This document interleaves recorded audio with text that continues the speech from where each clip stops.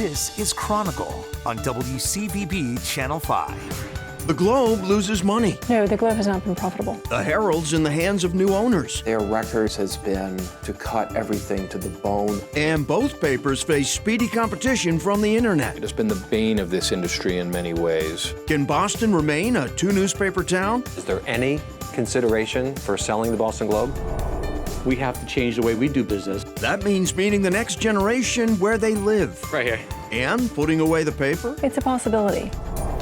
A matter of urgency. Journalism matters. God, does it matter. Breaking news, next on Chronicle. Good evening. The internet giveth and the internet taketh away. In countless ways it has improved our world, but the net's endless choices are damaging certain long-established industries, especially newspapers. I do not read the newspaper, no. What would make me read a newspaper? I don't know. Yeah, maybe retiring. I don't read the Boston Herald, nor do I read the Boston Globe. Stop the presses?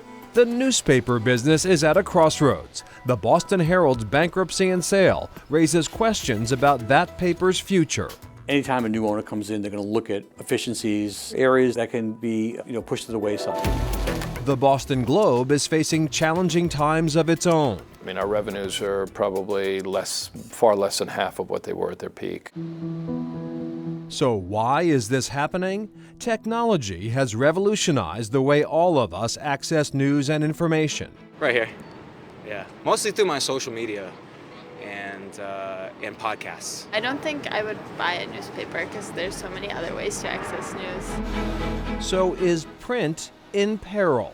The future is unclear. Even the CEO of the New York Times is seeing a day when the paper is no longer a paper. We'd love it to survive and thrive as long as it can. I believe that at least 10 years is what we can see in the US. Linda Pizzuti Henry is the Boston Globe's managing director and is married to John Henry, the Boston Globe's principal owner and publisher. The CEO of the New York Times said that in a decade he doesn't think they'll have a print edition. And I'm wondering what you think the future of the print edition of the Globe might be, or what the future of the Globe might be in general. It's a possibility. Right now we have very loyal subscribers who prefer the print edition, and we're also serving an increasing number of people who prefer our digital edition. So we're doing both, and in terms of where that goes in the beginning, we're preparing for both possibilities. The Globe did not share its current print circulation with us, but sources tell Chronicle that at the paper's peak, daily circulation was 560,000. Today, it's down to 155,000. However, digital readership is growing. In total, we have more subscribers today than we did 4 years ago.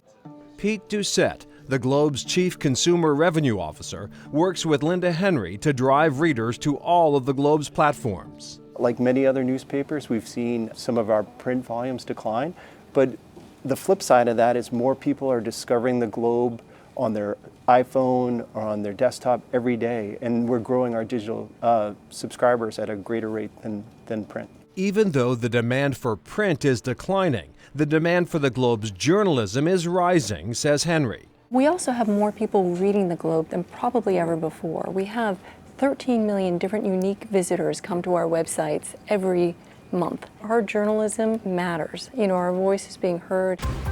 But that demand is not translating to profits. No, the Globe has not been profitable. We knew going in that it was going to take investment, and we are here because we want the Globe to become sustainable for the long term. The newspapers are selling around the country, and Boston Herald has just sold here locally. Is there any consideration for selling the Boston Globe? The Globe is not for sale. We're on a mission here to get the Globe to a path of sustainability, and we've been working incredibly hard to get there, and we're not there yet. Dan Kennedy is a journalism professor at Northeastern University and author of Return of the Moguls, a book that looks at how Jeff Bezos and John Henry have tried to rebuild their newspapers. Kennedy says don't discount a sale of the Globe. I don't think it will happen soon. Do I think it could happen at some point? I do. If he is unable to turn the Globe into a break-even proposition, he may at some point decide that it's time to sell. But I can't read his mind. Don Seifert is the managing editor of the Boston Business Journal, and the Boston Globe is his beat. You know, I have heard rumors that he's gotten approached by people to buy the paper over the last couple of years, but that he doesn't seem intent on doing that yet. That he still seems like he wants to own the Globe and be the one who turns them around. The Globe moved from Morrissey Boulevard in Dorchester to downtown Boston this past summer. The papers are now printed in a facility in Taunton owned by the Globe. The thought is to try to use the profits that they can make off of that printing facility to supplement the newsroom operations of the Globe. If that works out, then that would be great. You know, that would be a good way to make the Globe profitable. It doesn't sound like it's worked out yet, but it sounds like he's willing to give it a little more chance of maybe, you know, another year or two that it would work. The new facility, plagued with distribution and printing problems, has frustrated readers. Taunton was a massive investment in the future of the Globe, and it is an incredibly complicated process, and there was some of it that we anticipated, and then some of it was harder than we anticipated in terms of getting it all to work. And so it is incredibly frustrating when it doesn't work. So are the problems at the Taunton plant over? The paper has been improving steadily. The quality of the images, the quality of the print, our on-time delivery. Henry and Doucette admit readers aren't shy about letting them know when there's an issue with their Globe.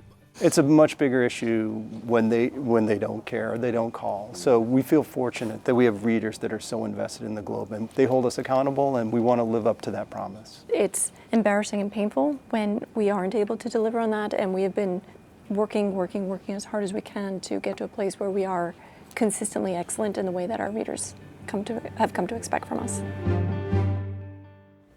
While the Globe did not get specific with circulation numbers, they tell us that since 2011, when they launched BostonGlobe.com, their paid subscription numbers have remained relatively consistent.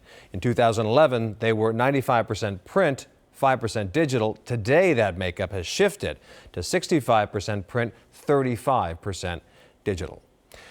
We're told the Boston Herald's new owners like to shrink the size of their staffs. Bad news on the new owners. To cut everything to the bone and beyond